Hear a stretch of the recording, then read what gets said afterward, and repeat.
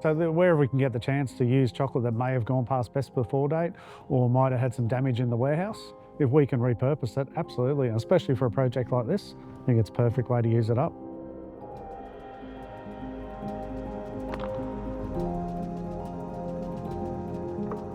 The new project started off as something small in my mind. I don't know, I think we started with that we wanted to make the bird carry a pig, and I was like, that's a bit aggressive. The fish was nice, we'll just stick with fish.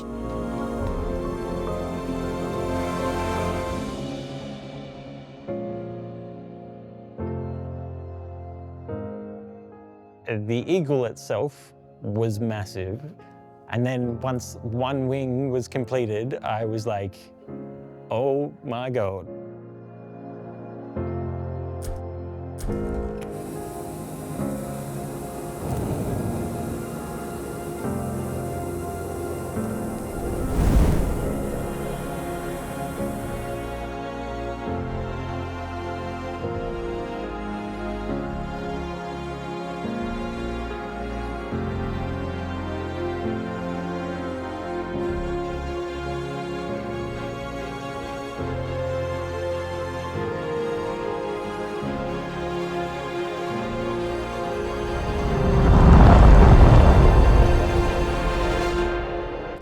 So we spent approximately 2 weeks building these sculptures. There's a little bit of lead up to that in design, and in this case we started with mould to build the seagulls, and we made some patterns to build the wings for the eagle. One of the reasons we did the eagle was because, the original version of that, which was built for the Callebaut in 2019, one of the best chocolate pieces in the world, was built under pressure. It was built in 10 hours from scratch.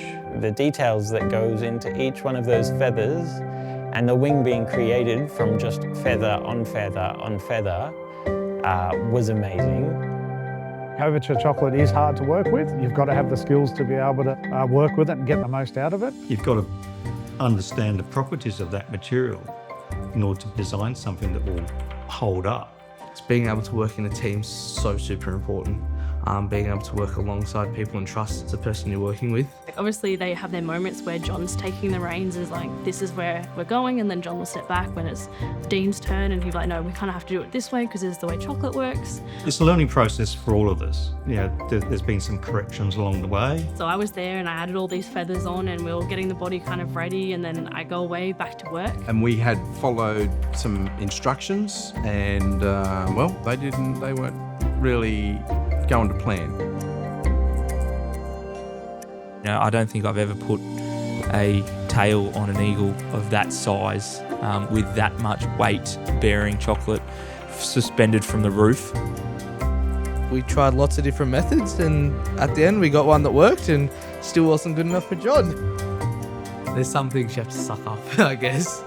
I have tremendous respect for what Dean achieves and what he does, but I had to take the chainsaw to something he did the other day. And John came in, had a look at the tail. I think he said like 4 words to me. He said, there's no easy way to say this. It's not good. I've got the chainsaw in the car. Will I go and get it? And I said, yep. And we cut it off. Let's do it. At work, get a message from Dean, got Will, and I said, Will, we need to watch this. And as we're watching it, we see the chainsaw come into shot. We just looked at each other and was like, what the... Will, what did we even go there for? I think that's two days worth of work just gone. It's like we weren't even there.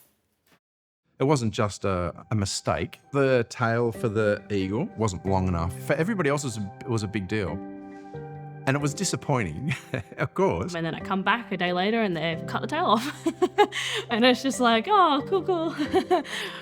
I was a bit quiet for a few hours because, not so much disappointed. That was 2 days of work. But it is still a little bit kind of like, oh, work, effort, it's just gone.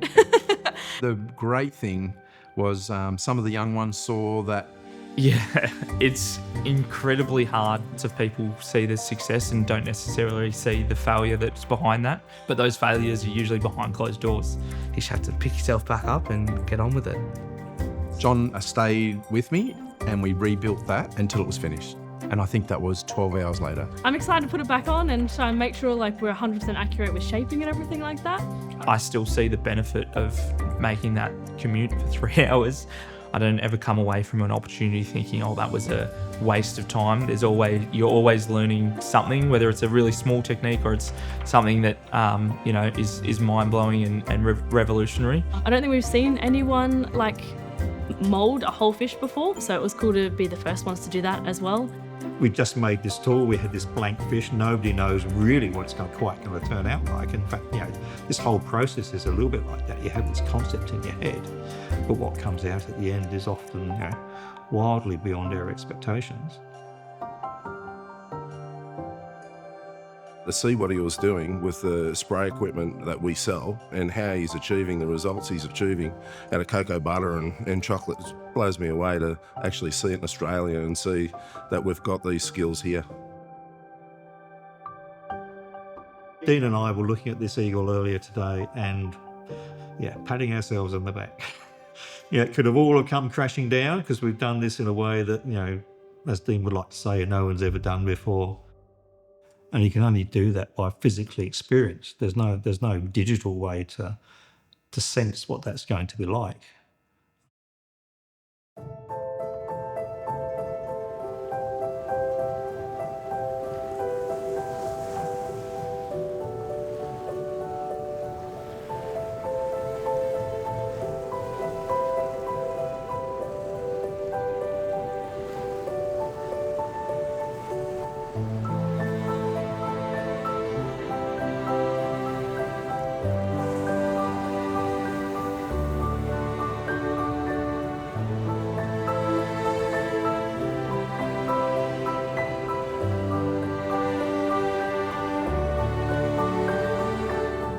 It put a smile on our face, and I think everyone who's come through here has put a smile on their face, and they don't even know what the hell it is.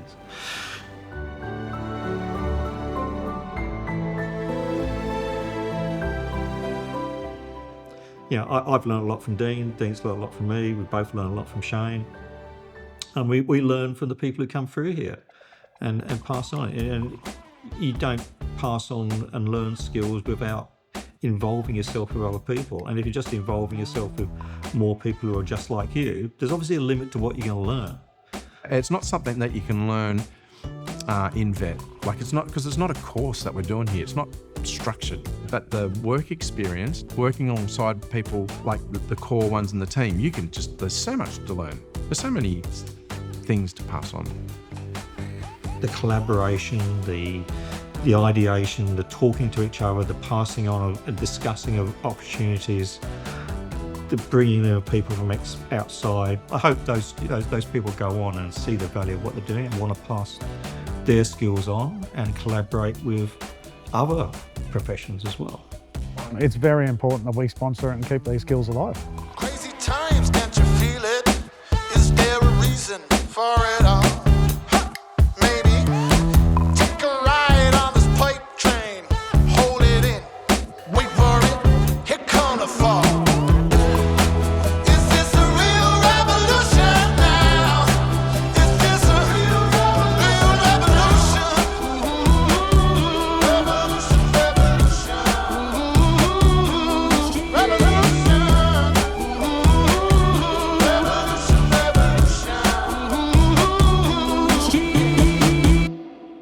The reason I want to build the boat is because I want Dean and I to sit on it and row across Sydney Harbour.